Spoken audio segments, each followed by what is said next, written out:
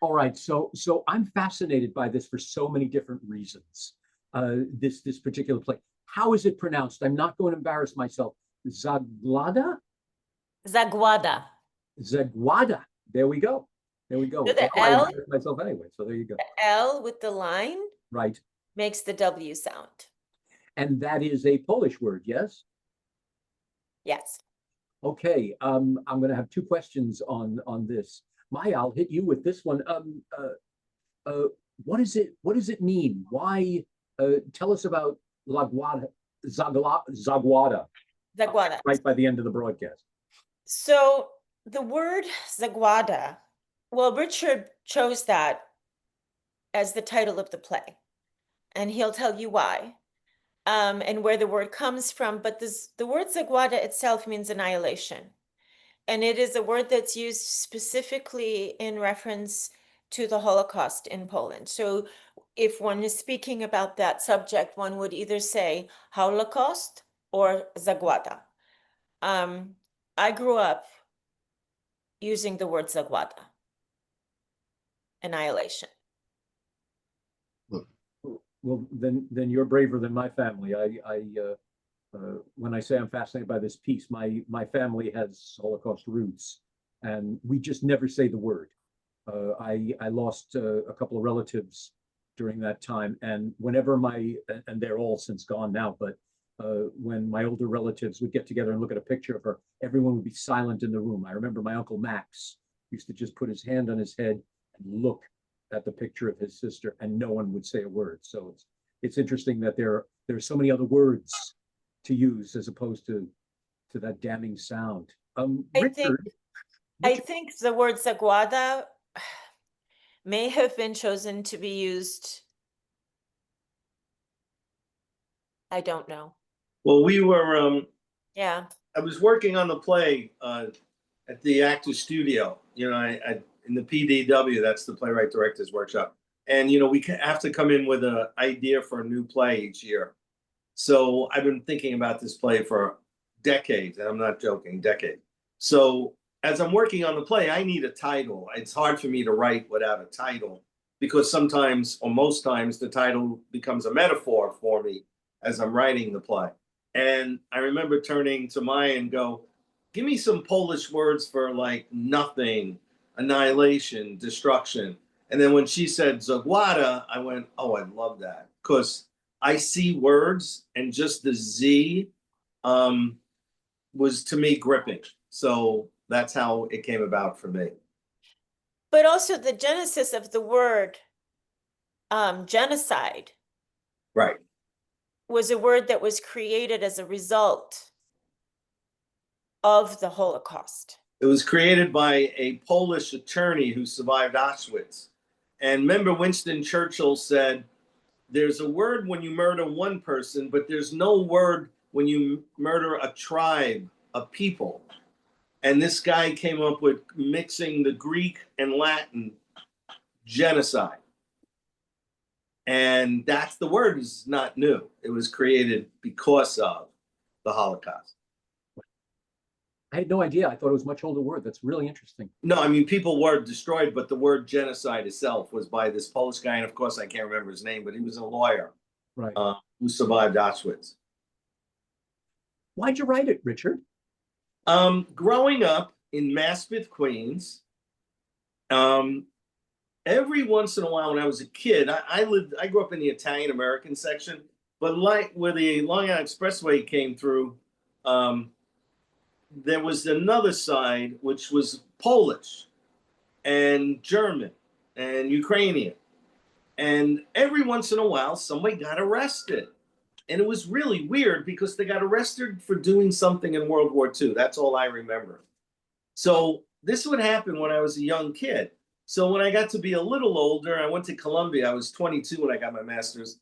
I remember another guy got arrested. And or was it a woman? I think it was a German guard. And she was a guard, a German guard. And I can't remember the name of the, what was the name of the camp, Maya? I asked you the other day. Majdanka. Yeah, Majdanka. Majdanek. So then a couple of years later, someone else was arrested. So when I had to bring a play into the actor's studio, as always, this happens, I'd pick up a local newspaper. I have a friend who publishes like 5 of them. I was just telling him at a luncheon last month, and I'm reading the paper, and another guy got arrested just as I was going to write the play. Because I had been thinking decades, how am I going to write this play? I had no idea how to get into it. As playwrights, that's what you do. You like, how do I get into this? I know what I want to write about, but what is the mechanism, the thing? So as I'm reading this article, this is true. As he's arrested, he takes a shot at a journalist who's trying to interview him. And as the police come to arrest him, he says to them, "Why are you arresting me? I'm not a Jew." And I went, oh my God, that's how I'm going to get into the play. That's like literally happened. So that week I started the play at the studio, brought in, the first pages. And then of course I had to create the other characters and, was thinking about it a lot, but that was the impetus. So decades, I'm talking decades thinking about. So I always tell young writers, you're not going to get it right the first time. You may have to think about it for decades, hopefully not. But, and of course, it's always morphing, more information comes out, more things happen. So I did a lot of research. And then when I brought it to Maya, Maya was directing it at the studio. And then Well, I didn't want to. Yeah, exactly. I didn't even think you should write it. I was confused. I was like wondering like what makes this person think that he can tell this story. And so my parents are from Poland, and they're known, what one would say, there's a term now that is used, they're survivors of Nazi persecution. They and people in our family who were also in concentration camps, so they're not Holocaust survivors, they're survivors of Nazi persecution. And this was something that I grew up with in my life. And so when Richard approached me, I thought to myself, well, why is this person, what makes this person think that they can write this story? And I thought about it, and I talked to my dad about it. And I ultimately came to the conclusion that it's interesting for somebody from the outside can sometimes bring a new perspective onto something that we see so closely from the inside. And then Richard told me what his track into the story was. And Richard, maybe you could share that because you can say it better. No, I was really Napoli. fascinated. Yeah, I was fascinated by friends. Listen, going back to Colombia. Wait, can I interrupt you for a second? Yeah, sure. So that he told me that his road into the story was through an Italian-American detective, Frank Napoli. Yeah, it's not something that Italian Americans talk about much. World War II, they kept quiet about, well, we talked about Mussolini, believe it or not, and when I was a little kid. And, but, we never talked about what went on. So I said, well, this would be great if I have a character who doesn't really get it and doesn't want to deal with it because there are other terrorists. And going back to Colombia, I remember the discussions in 74, where the intellectuals, my professors, would be talking to students about how long should we wait to punish those that created the Holocaust and the camps? Isn't there a time? There was an argument, it's time to forget about it. And I was like, whoa, that's really, so that stuck with me a long time. So I wanted those issues to be thrown to Napoli, who is an Italian-American. I wanted him to be thrown to Hooper, who's an African-American journalist who writes about slavery and writes about the Holocaust, because there was a lot of Black and Jewish camaraderie in Colombia in the 70s. For those of you who don't remember it, I was there and I was like, wow. And I did feel a little left out because I was an Italian-American going to Colombia. I was a poet. And I was like, but I observed it and said, wow, you know, who knew? Like 40 years later, I bring it to the studio, meet Maya and her father. I met with her father and talked about it. Because to me, he was like every man. He survived the Nazis. He survived the communists in Poland. And remember, being grown up third generation Italian American, I was an American. So I didn't really think of any of this. I even remember when I asked my brother, do you remember talking about the Holocaust and family? No, no one did. So I was really fascinated with it for many, many years.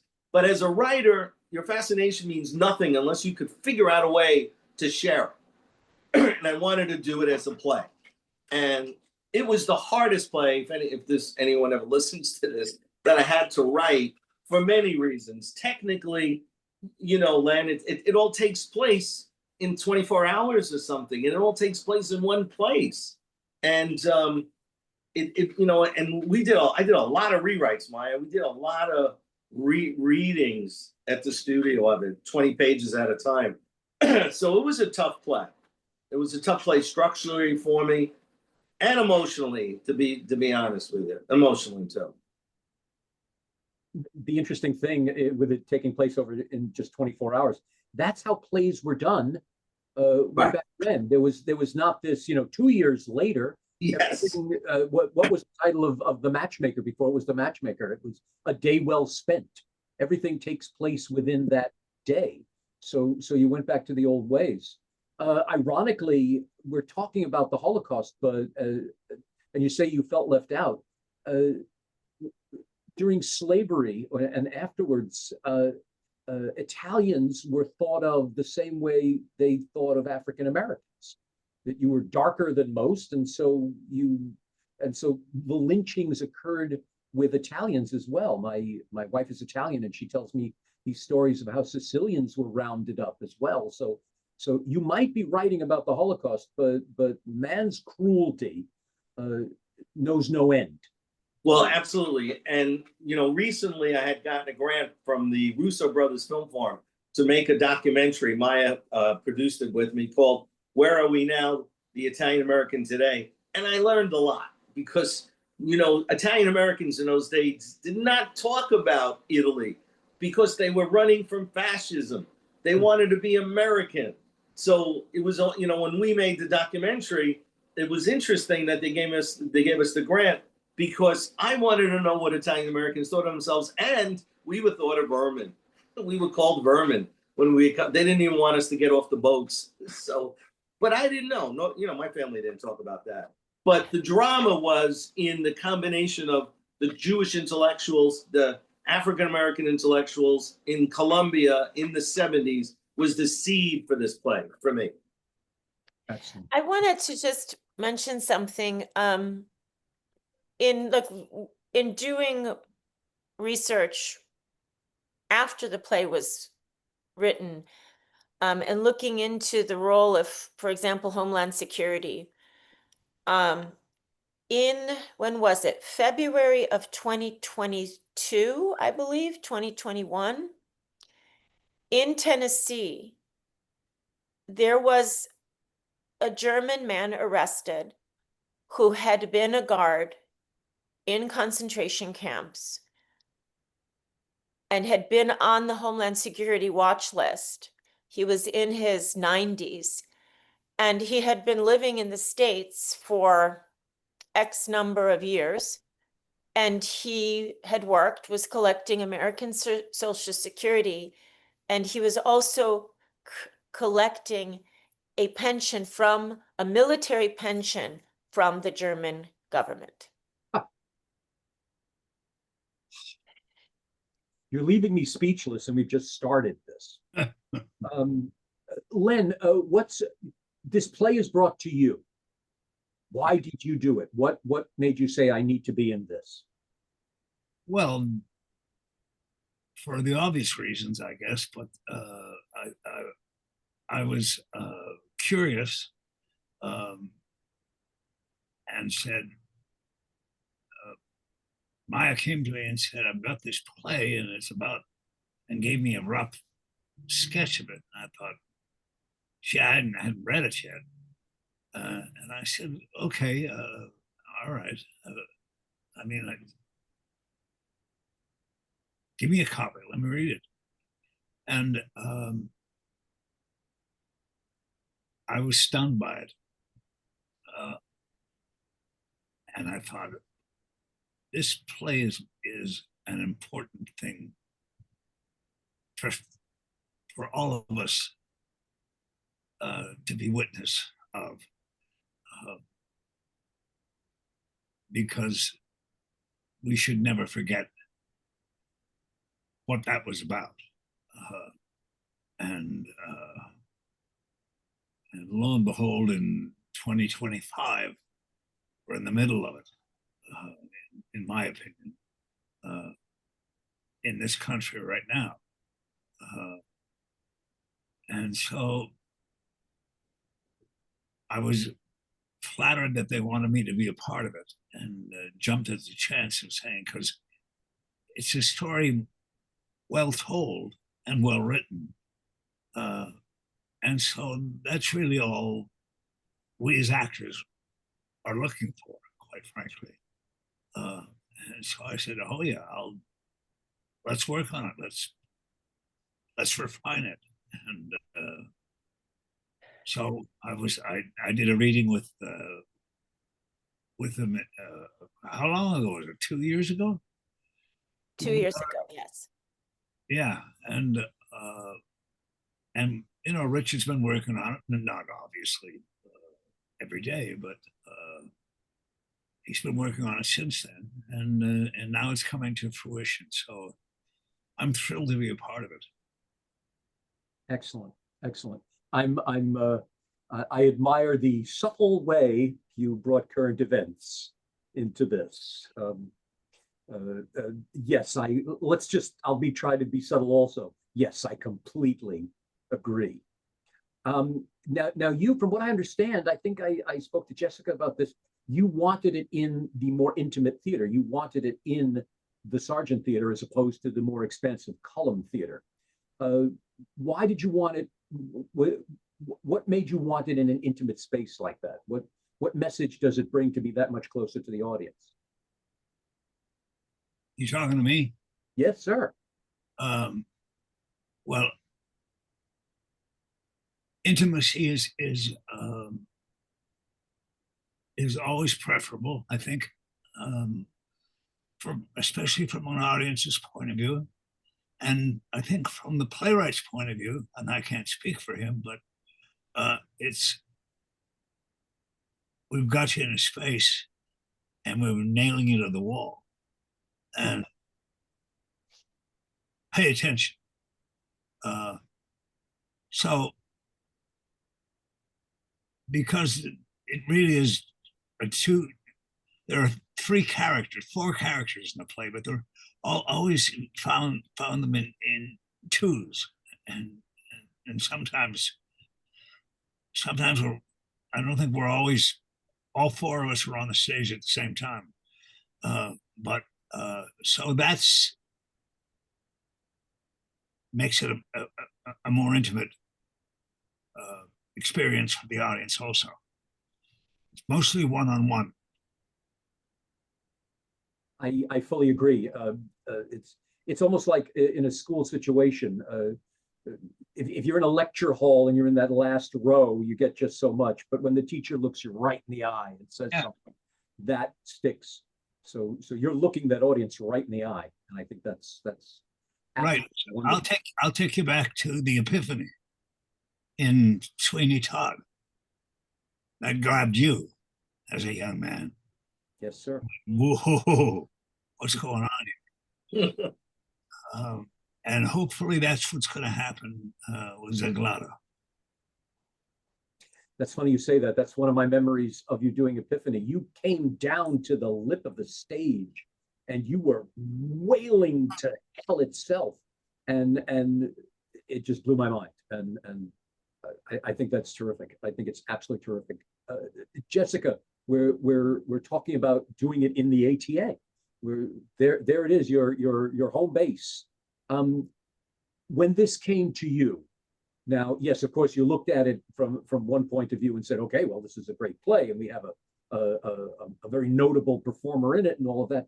What did it mean to you when you read it, when you looked it over? What did it mean to you to bring this play into your theater? Well, first James was approached and he read it and he approved it and they just marched forward, and then I got involved and we started the marketing, and then I finally had a moment to sit down and read it, and I was really taken aback by the parallels to today, the issues of immigration and Homeland Security. I really am, curious just about the ethical dilemma, the question of ethics, and the ping-ponging of it as it goes back and forth in the play. And I love that each character is representing a slightly different viewpoint and paradigm, and they bring a different need, what they're wrangling with. Certainly Maya's character, Sokolow, has a lot to bring to the table. A lot of that character is pushing this whole thing but the other thing I said, like an aha moment after I sat down with the play and digested it, and I came back to Maya, I was like, wow, this is all about this explosive ending. So you have this burn of energy from these four characters and their different viewpoints, and then this explosive, the last, I guess, 20 minutes or so. I don't want to give too much away, but No. but it's very exciting, because I was reading them. I was like, okay, where's it going to go? Where's it going to go? Where's it going to go? And I was just really delighted with how it all, came together, and, secrets were revealed, and I'm just really thrilled for them that they get to bring the show to life anywhere. I'm thrilled that it's coming to the ATA. I think it brings us a lot of notoriety, and it's in sync with our 50th season, and all of that is just very energizing for us over at American Theater of Actors. I want to add to that if I can. We've been working on this play and in some way, shape, or form trying to realize a production for 8 years. Yes. And it's not an easy play. It's not an easy subject. No. And it's not written in a way that is easy for the viewer. And when James read the play, he said, this play has to be done. It's an important play. It's a dangerous play. And he invited us and has made it possible. And the courage and the dedication to great work that ATA has, we couldn't be doing it without that. And Jessica is like the most incredible partner to work with. And politics was brought up. When the play was written, it was before all of this started happening in our country and in the world. And it was important, I think, to us to explore what the ramifications are in people, the historical ramifications, how they affect people on an individual basis, moving through generations, right? And now for me, and I'll just speak for myself, after what has happened since the pandemic, since just before the pandemic, why do we keep doing this to each other? Like, what is it about our human condition that puts us, we choose to put ourselves and each other in situations that are impossible, spiritually, physically, emotionally, mentally, intellectually. Yeah, so it's changed for me anyway. You offer up the analogy of the scorpion and the frog from the film The Third Man, when the scorpion says, please can I sit on your back and let's float across the river? And he says, no, you're a scorpion. You're going to bite me halfway through. And he says, but then I'll die also. And the frog said, oh, I guess you're right. And the scorpion climbs on the back of the frog and they're floating across. They get halfway through. The scorpion bites him. And as they're sinking, he says, why are you doing it? You're going to die also. And he says, I can't help it. I'm a scorpion. So, yeah, I think there are those people out there that won't learn. It goes back basically to something, Richard, you had said about when do we stop thinking about it? How's never? Len, you put it perfectly when you said we should never forget. We should never forget any kind of atrocity. And that basically is it. We're still doing it to each other, so we have to say it out loud. And I think a play is the best place to do it. Shakespeare, Hamlet has the line where he says a guilty creature sitting at a play, and he basically says that their conscience kicks in when they see it happen to someone else. I don't remember the whole quote, and that's what it is here. The audience is going to sit here, and they're going to be touched by something in there. I remember our first discussion, Maya and Richard and I. We were discussing, the ramifications of all the characters, etc. And everyone's going to feel something different. I asked to everyone here, what do you want the audience to take away with from this play?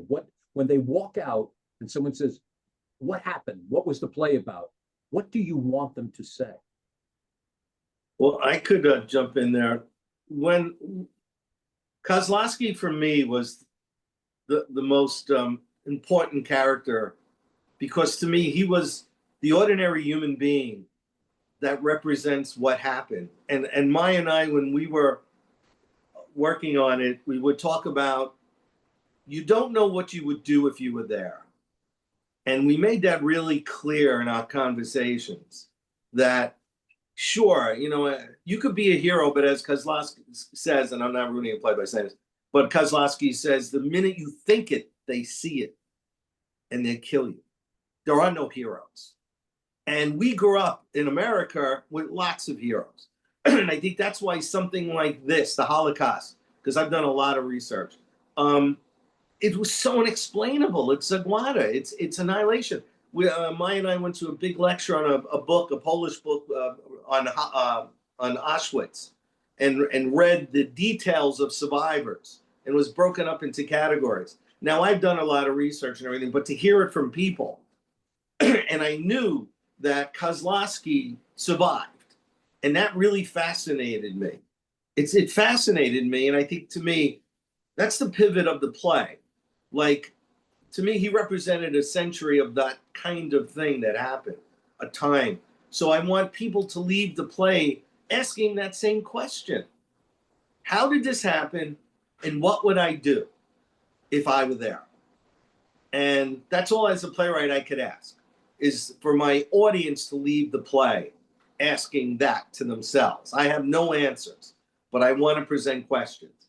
And I'm lucky I got a great cast, so I think, and I think Len's right, that theater, because I just had to play Black and White City Blues in there, it's an emotional, it's going to be an emotional roller coaster in ways. I know Maya's making a face. I'm sorry, knock on wood. But it's, that is what I'm hoping people leave with. Never forget, but if I was there, what would I do? How would I live with it? It's so funny you say that. There's a quotation in the Haggadah where they talk about the Exodus from Egypt, and they basically say, would I have been saved if I had been there? So yeah, you're getting biblical on us with this, which is really fascinating when you get down to it. Maya, when the audience leaves, what do you want to hear in the lobby? I think that there's really not that thick of a line between being a perpetrator and a victim, someone in power, or someone who is being persecuted. The line is not as thick as we think it is. It's something very easy to cross. And if we, at least if people talk about that or argue about it or start to think about it, maybe we will not be so easy to judge and hurt and annihilate people. I mean, we're talking about huge historical events, but those things happen even on the subway, right? When you're going through the turnstile and people are like, you know, and we say, oh, I wouldn't do that. Well, yeah, we do that. Mm. Do. And I think it's important to remember that Kozlowski, you have to remember, was 17 or 18 years old Mm-hmm. when he became the capo. And you can imagine for a second, think back to when you were 17 or 18 years old and you were put in charge of everybody's life, and not knowing what that meant even, and then seeing what was going on around you and saying, well, I guess if I'm going to survive, I better do something about it. I better learn pretty damn quick what to do. So that's that line you're talking about, Maya. I think that you know, he was standing there thinking, what am I going to do? What am I going to do? And as is reveals in the play, well, I'm not going to give that away. What do you hope the audience thinks? They walk out, they've heard you do this amazing explosive moment. What do you want them to think? When they leave, what's in their brains? Len. That I witnessed something there that really disturbed me. And I'll be damned if I don't see it on the news and in the when I get home. The parallels are there. And I think just the fact that you come out of the room, you'll be thinking about something. You're going to make those parallels in your own life. That's what I think is going to happen. I think that's wonderful. I think for the audience to walk out and suddenly look at everyone around them and say, what about them? And did I do this? And Maya, like you said, maybe they won't push someone so hard when they're boarding the 2 train that night. Anything like that, to at least they see maybe benevolence is not so bad as opposed to dog eat dog. Jessica, you're going to watch this many nights, I would think. So you'll hear many audience members. What do you want them saying as they exit the Sargent Theater? Something like, whoa, well, what do we do with this? Like, what do I do now? And I really think that all of this kind of, because it touches on what does it mean to be human, because of the survival situation, the impossible survival situation that is put upon people in camps. And so that extends from, you know, obviously the Holocaust to other kinds of camps and situations that are contemporary in today's world. I mean, people are put in really awful survival situations, and it brings out, you know, survival instincts, and it could bring out the best in people or the worst in people. But as the character Kozlowski says, there's no heroes in those situations. You're just, you know, you're doing what you can to survive and protect you and protect maybe loved one, that next person, that next of kin. So, you know, you don't, though people in those situations cannot be expected to see the bigger picture, or, you know, they're just in, again, the impossible situations, and they're in survival mode. So I think the question is like, how do we stop this inevitable repetition in the globe of annihilating each other, of being so brutal to other humans? Like, why do we continue to do this? Like, my group against your group, whether that's my religion against your religion, my color of skin versus your color of skin. Like, why does this kind of thing keep happening? I'd love to see urgency disappear from people. I think we knee jerk. I think a situation happens and we say, oh, well, I have no choice. Yeah, you do. Take one deep breath. And is there another solution? Is there another thing that can be done? Let's get commercial for a moment here. I'm going to put Len on the spot for a bit with this on a couple of questions. But first, this one's for all of you. This is a deep, powerful piece featuring a very notable performer. How do we balance the message of the piece with the marketing of the piece? How does this not become commercial, if you will? How does this not become, I won't say cheesy, but I'll say, how do we keep the integrity of the art while still spreading the word as much as possible? We need to fill the house. So how do we do it? Look at that. Maya has the hand up. Yes, Maya. Well, I'm going to start with the incredible example of Mr. LEN CARIOU.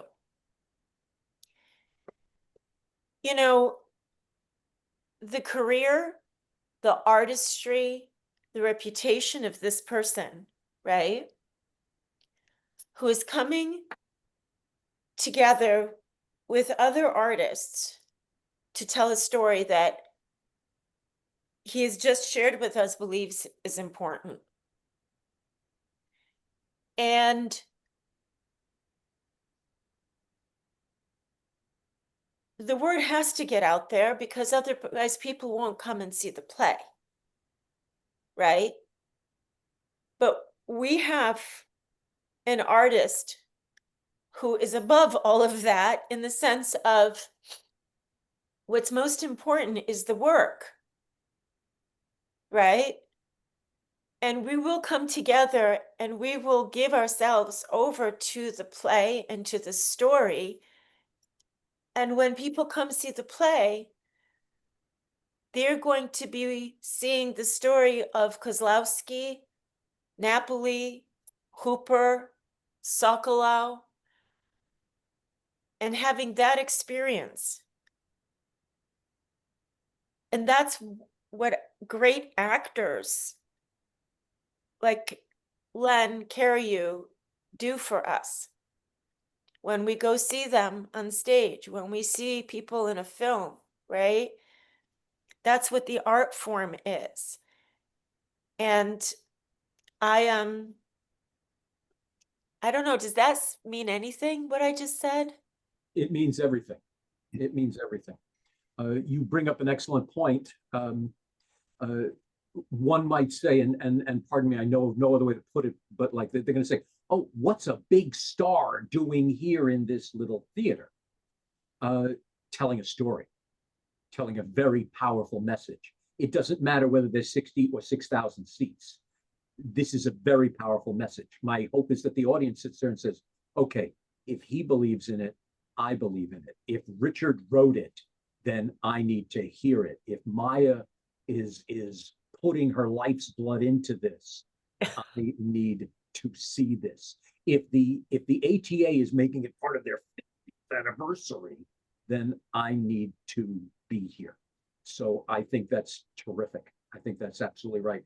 I'm getting worried because Richard is disappearing in the dark. Yes. The sun is setting. It looks like it's gonna rain. It's like he's disappearing, but when we did the reading at St. Clemens was the first time I had ever worked with Len, and he wasn't Len to me. He was Kozlowski and my partner, and a more generous and present person to be with on stage. I can't even imagine.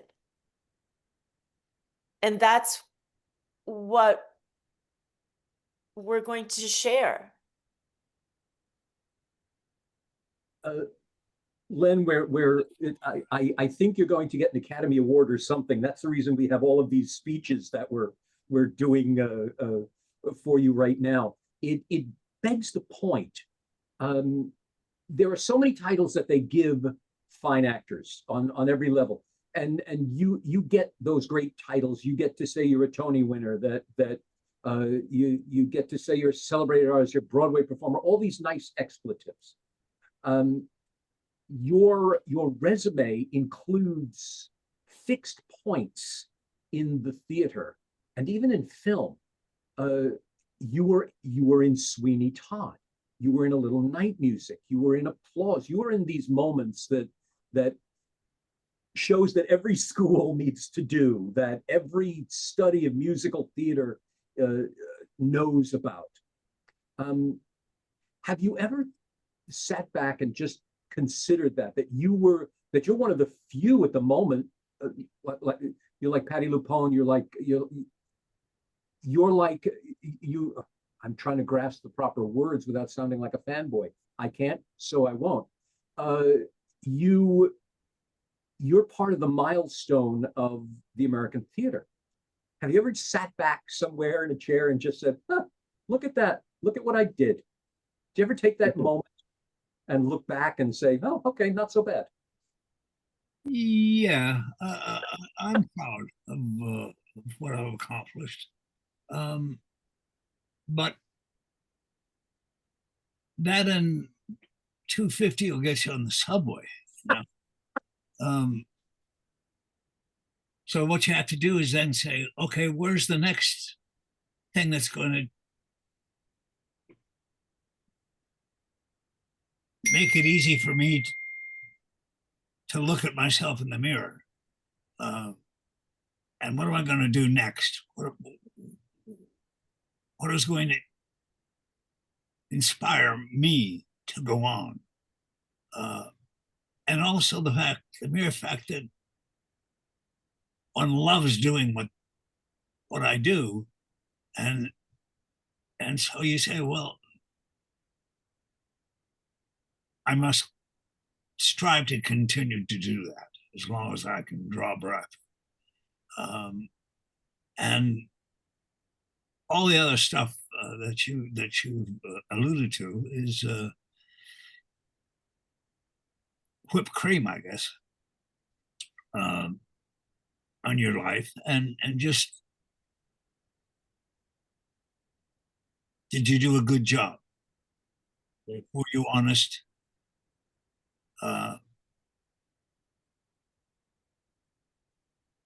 Can you, hopefully people will say, I saw him do that, and I'll remember that for as long as I live. And that's, I guess, what I'm hoping the legacy will be.